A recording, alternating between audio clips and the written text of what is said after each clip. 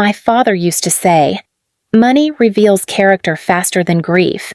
I never really understood that line until 2 weeks after we buried him, when my brother asked me to sell the house he built with his own hands. My name is Claire Hollinger. I'm 39, an accountant. The kind of woman people trust with their passwords and their secrets because I never lose things. I keep files alphabetized, bills paid early, and promises kept even when no one's watching. That order used to make my father proud. It also made me predictable, easy to lean on, especially for Daniel. He called me from the patio of a cafe, the clink of silverware sharp through the phone. "Claire," he said cheerfully, "Chloe and I found a venue. It's perfect, just what Dad would have wanted for me." He paused, letting that land, then added, "We'll need around 50,000. If you sell the lake house and split it, we'll both get our share. It's only fair." Fair. That word cut through the line like glass. I had spent the last 6 months shuttling between hospitals and banks, sorting Dad's estate, signing papers no one else wanted to read. Daniel flew in for the funeral, smiled for photos, and left before the catering bill cleared. I told him the estate couldn't be divided yet, that taxes had to be settled first, but he wasn't listening. "It's not complicated," he said. "You just list it and cash out."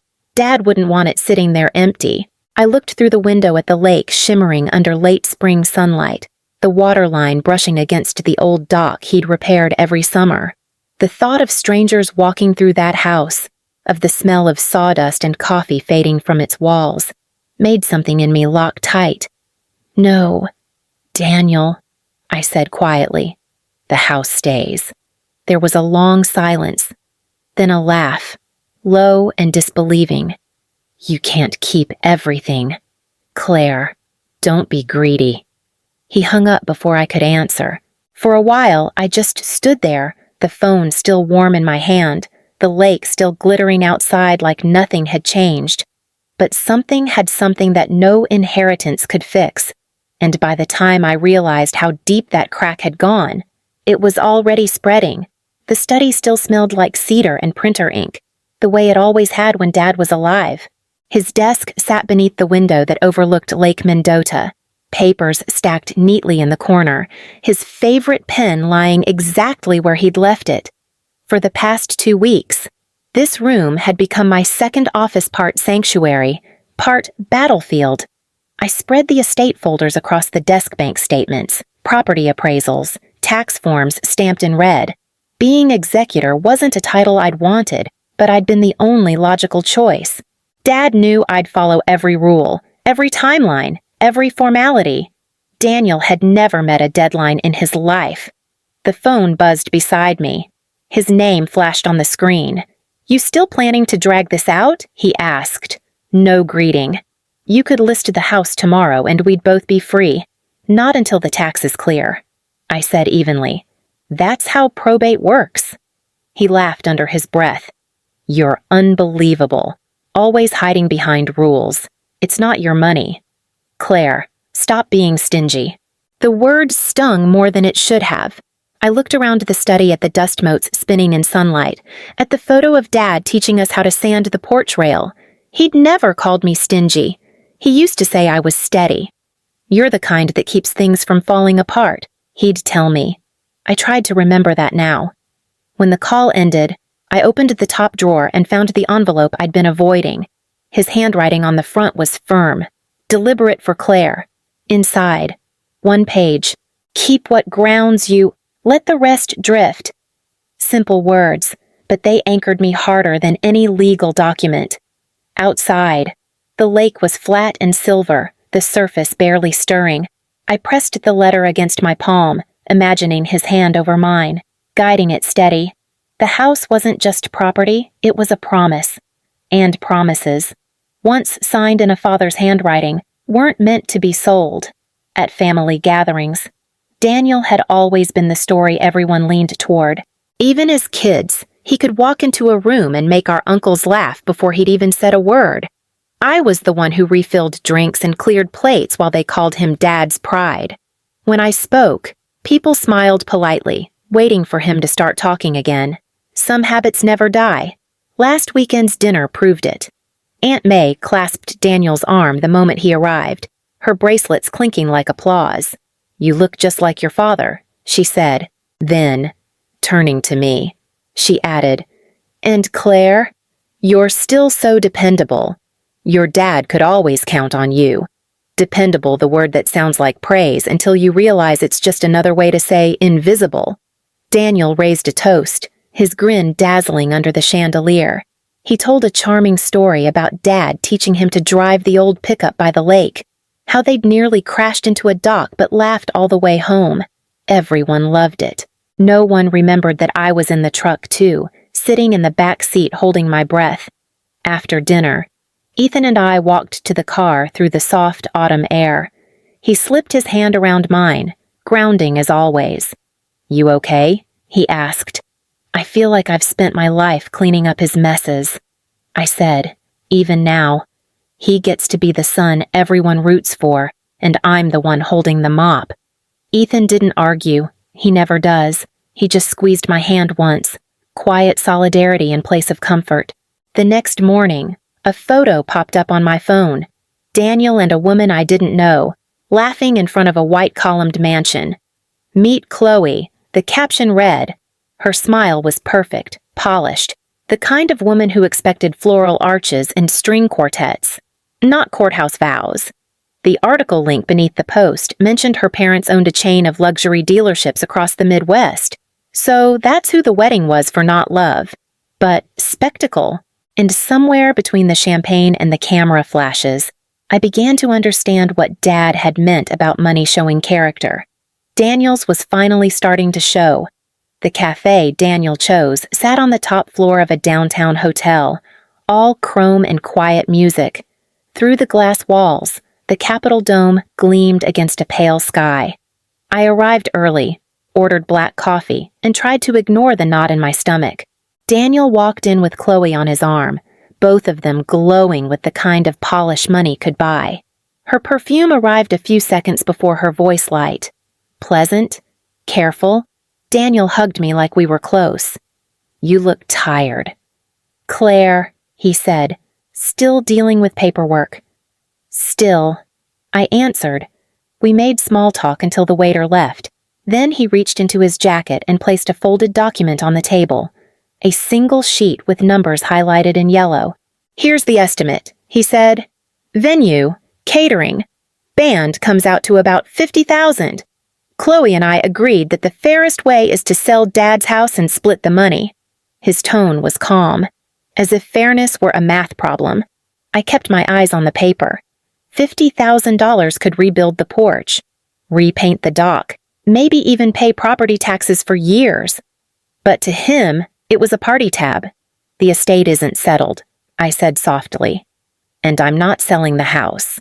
Daniel leaned back, smile fixed. "You're missing the point. Chloe's family is covering most of the other costs. I just need my share." I took a breath. "I can give you $10,000 from my savings. It's the best I can do right now." He laughed, sharp and short. $10,000. That's pocket change. "Claire." Chloe touched his sleeve. "Daniel." She started, but he raised a hand and she went quiet. The word fair hung between us, sour and familiar. Our father used it to teach us to share one cuts, the other chooses. Daniel had always found a way to choose first. I folded the paper and slid it back across the table. "That's my offer," I said. His jaw tightened, but he said nothing. Chloe looked at me with something almost like apology. I stood, thanked the waiter, and left before my voice could break. Outside, the wind coming off the lake was sharp enough to sting. It carried the echo of Dad's words. The ones I finally understood fairness was never the same as love. The envelope arrived on a Tuesday, thick cream stock with my name printed in tidy serif type. For a second, I thought it was another condolence card. Then I noticed the return address, a law office downtown. Inside was a single page, stamped and signed. Notice of disputed distribution of estate property. My brother's name appeared 3 times in the body of the letter, each instance more formal and distant than the last. It accused me of unreasonable delay and hinted that legal intervention might be necessary to protect the equitable rights of all heirs. I read it twice before setting it down. The room felt smaller, like the air had turned thick. Ethan found me at the desk, fingers still resting on the letter. "He's escalating," he said quietly. "You need to start documenting everything: texts, calls, bank transfers, all of it." His calmness steadied me, but only just.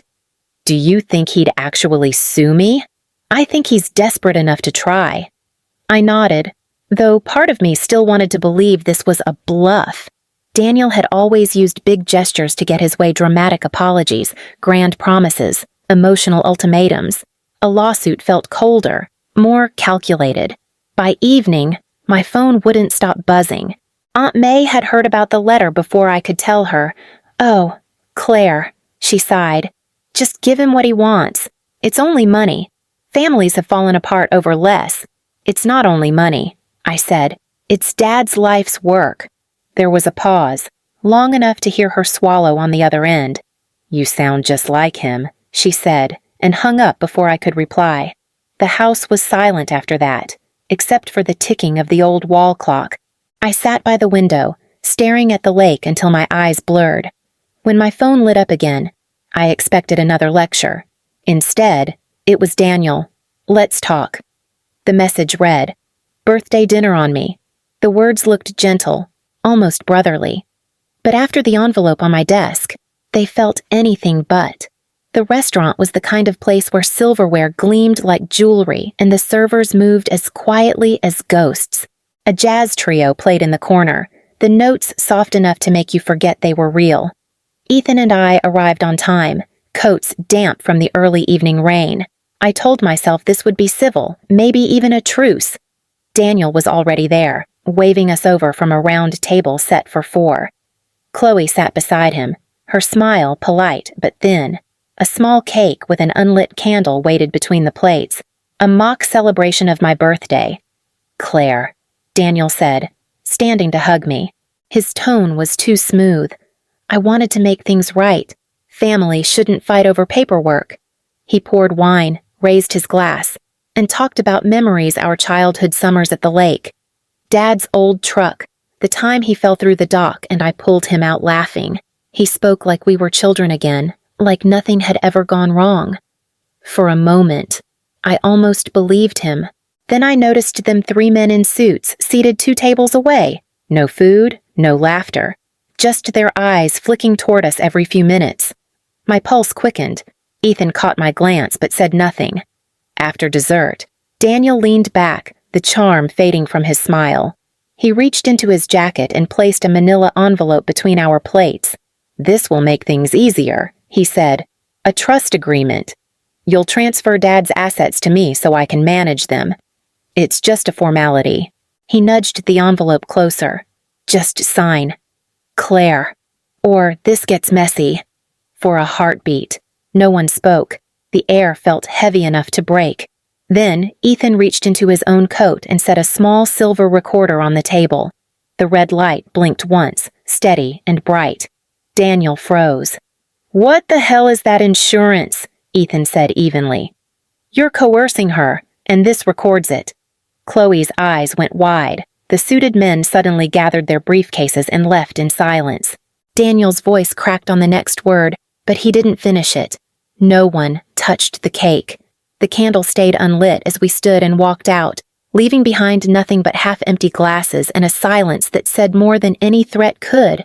The morning after the dinner, the air in our house felt heavier. Ethan brewed coffee without speaking, and I stared at the steam curling above my cup, still hearing Daniel's voice. "Just sign." Or, "This gets messy." It already was. By midweek, the whispers began. Aunt May called first, her tone sharp with judgment. "Claire, what were you thinking? Daniel says you tried to trap him with a recording. He's devastated." I bit the inside of my cheek until I tasted metal. She didn't ask what really happened. None of them did. The story had already been told, edited, and distributed. I was the villain, now the sister who cheated her brother out of what was rightfully his. Ethan found me sitting at the kitchen table surrounded by unopened mail. "They'll say what they want," he said gently. "You just keep the truth where it belongs." Our lawyer, Ms. Finch, called later that day. She'd listened to the recording. "You're safe," she said. "Wisconsin's a one-party consent state. You did nothing illegal." Her professionalism didn't hide the faint admiration in her voice. "You handled yourself well." I thanked her, but when the line went dead, I didn't feel victorious, just tired. I played the recording again on my laptop, hearing the tremor in Daniel's tone when he realized he was caught. Underneath the arrogance, I heard something else too. The boy who once followed me through cornfields, laughing, barefoot, calling me sis like it meant something permanent. Tears came before I could stop them. I shut the laptop and pressed my palms against my eyes. Ethan crossed the room, rested a hand on my shoulder, but said nothing. That evening, as dusk painted the lake orange, my phone buzzed with a new notification. A photo of Daniel and Chloe smiling beneath fairy lights filled the screen. Captioned in gold script, "Daniel and Chloe's engagement party sponsored by Family Generosity."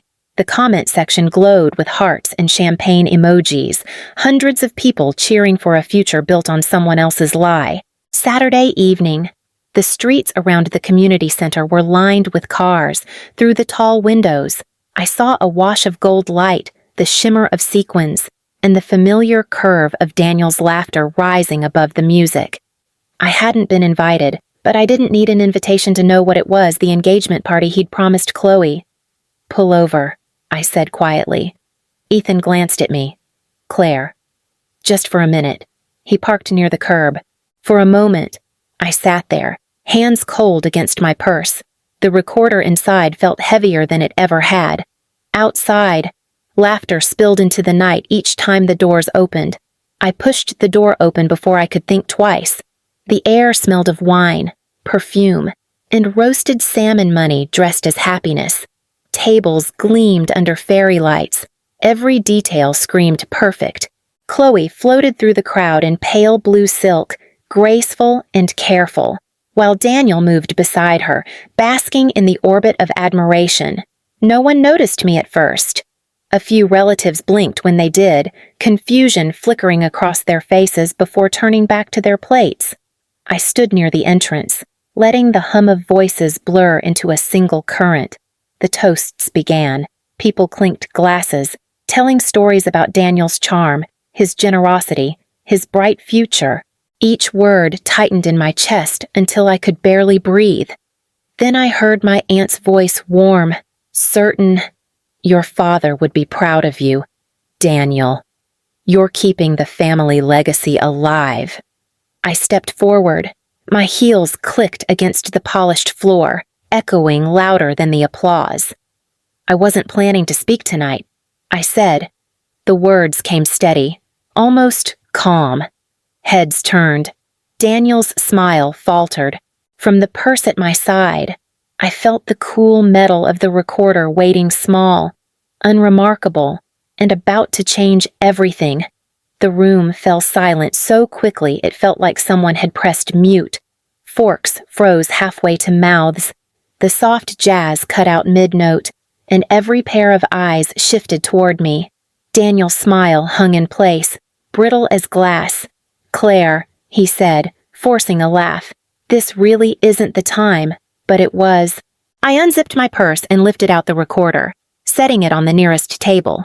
The red light blinked once before I pressed play. Daniel's voice filled the room, echoing through the speakers the DJ had been using moments before. "Just sign, or this gets messy." His tone was sharp, the same one that used to make me apologize for things I hadn't done. The recording caught Ethan's calm reply. "Insurance. This is coercion."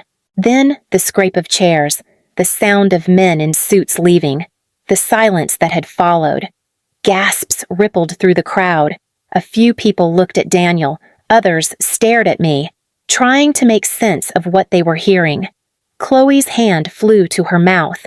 Her eyes darted between us, confusion dissolving into something that looked like shame.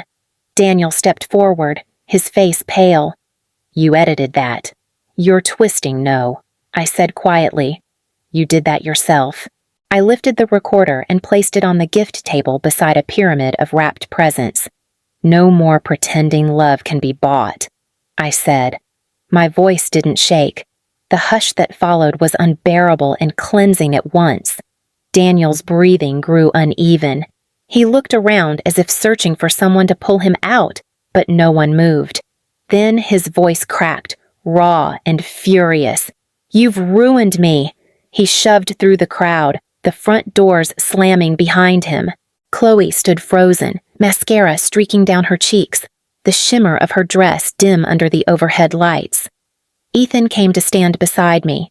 He didn't speak, just placed a hand on my back, steady and sure. Together we turned toward the exit. Outside, snow had begun to fall, soft and steady, muffling the world into quiet. For the first time in months, my chest felt light. It wasn't triumph, it was release, the moment after a storm when everything, even the air, feels washed clean. Weeks passed before the noise faded. The engagement party became gossip, then memory, then silence. Someone told me Chloe's family withdrew their funding a few days after the recording surfaced. The wedding was postponed, then canceled. By February, Daniel had packed up and left Madison. No forwarding address, just a note that said, "You always win." I didn't feel like I'd won anything. The house was still standing, the will still pending, but the cost of keeping it had carved something out of me. Some mornings, I caught myself listening for Daniel's voice on the phone, expecting him to start one of his old jokes. It never came. I poured that emptiness into work. The study became a place of order again, ledgers stacked neatly, soft lamplight warming the cedar desk. I replaced the broken drawer handles, oiled the hinges, and opened the window that looked over Lake Mendota. The air that rushed in smelled like thawing earth and old lavender, the same scent that used to cling to my father's jackets. Above the desk, I hung his letter in a simple frame. "Keep what grounds you. Let the rest drift." The ink had faded slightly, but the steadiness of his handwriting felt alive. Every evening, I read it once before shutting down my computer, as if repeating a prayer I finally understood. Outside, the lake shifted under the wind, sunlight breaking across its surface like small sparks. The lavender he'd planted years ago bent and swayed, roots gripping the soil that bore our family's name. I touched the edge of the frame and whispered, "I kept your promise, Dad." For the first time in a long while, peace didn't feel fragile. It felt earned.